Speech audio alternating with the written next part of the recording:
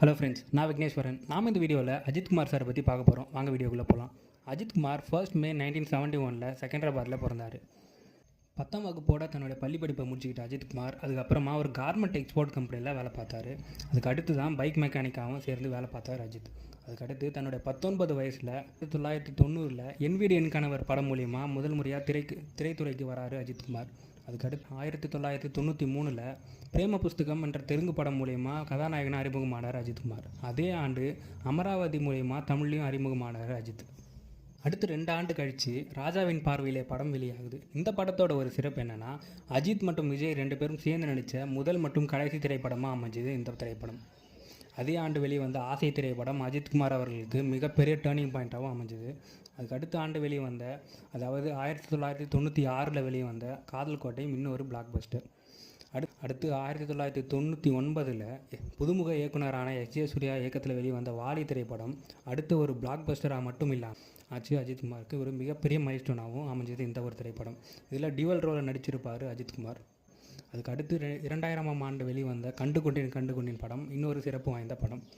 அஜித், மம்முட்டி, ஐஸ்வர்யா ராய், தபு, அப்பாஸ்னு நிறைய ஸ்டார்ஸ் நடிச்சிருப்பாங்க இந்த படத்தில். இந்த 1811 ஜேன் ஆஸ்டின்ஸ் எழுதின சென்ஸ் அண்ட் சென்சிபிலிட்டின்ற நாவலை தழுவி எடுக்கப்பட்டது இந்த திரைப்படம். இதே ஆண்டு தான் அஜித்குமார் அவர்களுக்கு கலைமாமணி விருதும் கொடுக்கப்பட்டது. 2001 ஏஆர் முருகதாஸ் இயக்கத்தில் வெளிவந்த தீனா திரைப்படம் அடுத்து பிளாக் பஸ்டராக அமைஞ்சது அஜித்குமாருக்கு. இந்த படத்தில் தான் அவருக்கு தலன்ற டைட்டிலும் கொடுக்கப்பட்டது.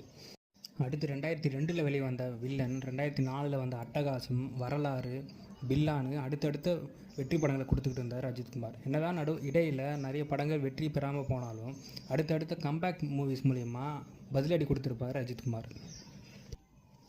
எல்லா ஆக்டர்ஸுக்குமே தன்னுடைய 50வது படம் வெற்றி படமாக அமையணும்னு தான் ஒரு ஆசை இருக்கும். ஆனால் அது எல்லாருக்குமே அமையாத சூழலில் அஜித்குமார் தன்னுடைய 50வது திரைப்படத்தில் மிகப்பெரிய வெற்றி அடைஞ்சார். அதுதான் வெங்கட் பிரபு இயக்கத்தில் வெளிவந்த மங்காத்தா. அதுக்கடுத்து இந்த ஆண்டு விடாமுயற்சி, குட் பேட் அக்லின்னு பல படங்கள் நடிச்சுக்கிட்டு இருந்தார் அஜித். அடுத்து 2025 வரைக்கும் 60 படங்கள் மேலே நடிச்சிருக்காரு அஜித்குமார். இவர் வாங்கின அவார்ட்ஸ் என்னென்னன்றதான் இந்த வீடியோவில் பார்க்கலாம். வாலி, வில்லன், வரலாறுன்னு 3 படத்துக்கு ஃபிலிம்ஃபேர் அவார்ட்ஸும் 2 முறை தமிழ்நாடு ஸ்டேட் ஃபிலிம் அவார்ட்ஸும் வாங்கியிருக்காரு அஜித்குமார்.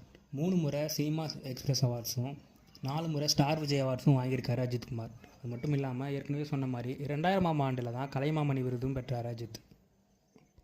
அது மட்டும் இல்லாமல் இந்த வருஷம் தான் இந்தியாவினுடைய 3rd ஹையஸ்ட் சிவிலியன் அவார்டான பத்மபூஷனும் வாங்கினார் அஜித்.